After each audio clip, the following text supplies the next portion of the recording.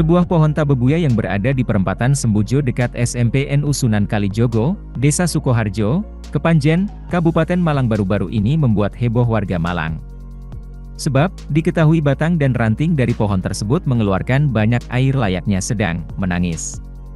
Tampak dalam video yang beredar di media sosial, uniknya, air dari dalam pohon tersebut nampak keluar bergantian seperti sedang disemprot dengan kecepatan yang cukup kencang. Kejadian langka itu membuat sejumlah warga Malang menjadi penasaran dan berkerumun di bawah pohon tabebuya tersebut. Banyak dari mereka turut mengabadikan fenomena unik itu. Salah seorang warga mengungkapkan bahwa air yang keluar dari pohon itu berbau harum.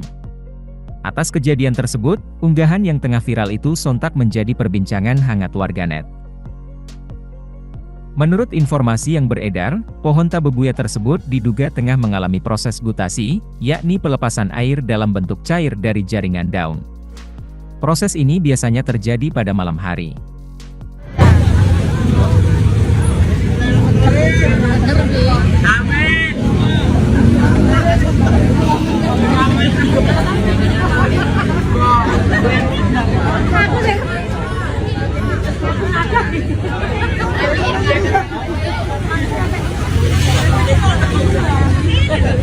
Download Tribun X sekarang, menghadirkan lokal menjadi Indonesia.